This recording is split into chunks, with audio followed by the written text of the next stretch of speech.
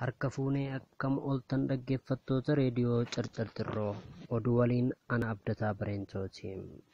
Dheengaddaa aggaamamee fashalaa'uun wal qabatee hanga ammatti shakkamtoota 33 to'annaa jala oolfamanii jiru.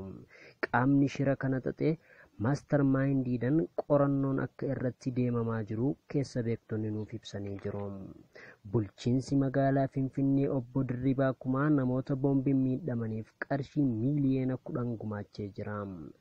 Akkasuma Dr. Abiyyi Ahmad Nagarii Leencoo fi Aadde Xayyibaa Hasan lammii isaanii dhoo'insa boombitiin miidhamaniif dhiiga gumaachanii jiru. Kun gocha hedduu garaa nama nyaatu ta'uun kan wal nama hin gaafachiisne jechuudhaan qeeroon faaruu Dr. Abiyyi Ahmad irratti dhangalaasanii jiru. Bulchiinsi naannoo Amaaraa obbo Gadduu Indaalkaachaw hospitaala Xiqur Ambassaa dhufanii miidhamtoota hiriira irratti miidhaman laalanii jiru. Paartiin siyaasaa Oromoo biyya alaatti qabsaawaa turan keessaa kan Kamaal Galchootiin hoogganamu waamicha muummicha ministeera Dr.